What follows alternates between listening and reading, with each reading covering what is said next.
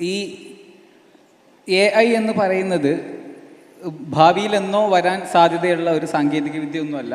കുറേ കാലമായിട്ട് ഇവിടെയുണ്ട്. അതിൻ്റെ പുതിയ രൂപങ്ങൾ ഇന്ന് വരുന്നു എന്നുള്ളത് കൊണ്ടാണ്, അല്ലെങ്കിൽ സാധാരണക്കാർക്ക് പോലും അതെന്താണ് എന്ന് മനസ്സിലാക്കാൻ കഴിയുന്ന തരത്തിലുള്ള രീതിയിലേക്ക് ഇപ്പോൾ ChatGPT പോലത്തെ ടൂളുകൾ വരുമ്പോൾ ഇതാണ് എ ഐ എന്ന് നമ്മൾ പറയുന്നുണ്ട്. പക്ഷേ കാലങ്ങളായിട്ട് ഈ സംവിധാനങ്ങൾ ഇവിടെയുണ്ട്. മനുഷ്യർ ബുദ്ധി ഉപയോഗിച്ച് ചെയ്യുന്ന കാര്യങ്ങളെ യന്ത്രങ്ങൾക്ക് ചെയ്യാൻ തുടങ്ങിയ കാലം മുതൽക്ക് എ ഐ ഉണ്ട്.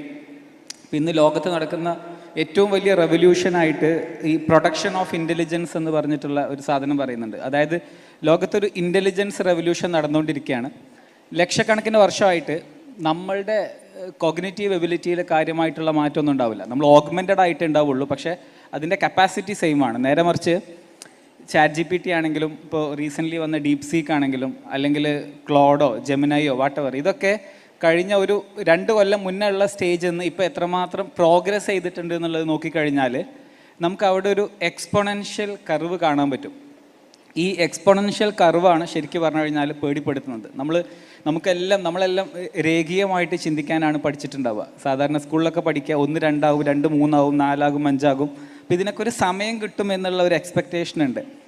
പക്ഷേ AI സംബന്ധിച്ചിടത്തോളം എക്സ്പൊണൻഷ്യൽ കർവിനേക്കാളും വേഗതയിലാണ് ശരിക്ക് AI പോകുന്നതെന്ന് പറയുന്നുണ്ട്. 2 4 8 16 32 64 എന്ന് പറയുന്ന ആ ഒരു എക്സ്പൊണൻഷ്യൽ കർവ് ഉണ്ടല്ലോ, അതിനേക്കാളും വേഗതയിലാണ് AI മേഖലയിലെ പ്രോഗ്രസ് പോകുന്നത് എന്നാണ് ഈ മേഖലയിലുള്ള ആൾക്കാർ പറയുന്നത്.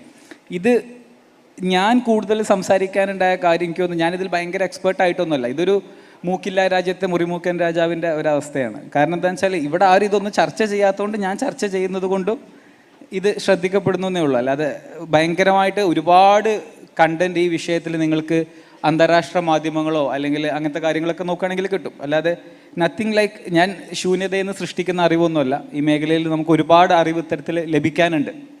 അപ്പോൾ ഒരു കാര്യമുള്ളത് എന്താ വെച്ചാൽ നമ്മൾ മനുഷ്യരാണല്ലോ, മനുഷ്യർക്കൊരു പ്രശ്നമുണ്ട്. നമുക്ക് എപ്പോഴും നമ്മുടെ ഒരു ഇമ്മീഡിയറ്റ് പ്രയോറിറ്റി സെറ്റുകളുണ്ടാവും. നമ്മൾ ദിനംപ്രതി എൻഗേജ് ചെയ്യുന്ന കുറേ പ്രയോറിറ്റികളുണ്ടാവും. അത് ഒരു 10 15 പ്രയോറിറ്റികളൊക്കെയാണ് ഒരു മനുഷ്യന് മാക്സിമം എഫിഷ്യൻസിയിൽ ഡെലിവർ ചെയ്യാൻ പറ്റും. അപ്പോൾ നമ്മുടെ പ്രയോറിറ്റിയിൽ ഇങ്ങനത്തെ വിഷയമൊന്നും വരുന്നില്ല. പ്രത്യേകിച്ച് മലയാളികളൊക്കെ ആണെങ്കിൽ, ഇന്ത്യക്കാരിൽ തന്നെ മലയാളികളാണെങ്കിൽ വിശേഷിച്ചാൽ നമുക്ക് വേറെ ഒരുപാട് പ്രയോറിറ്റികളുണ്ടാവും.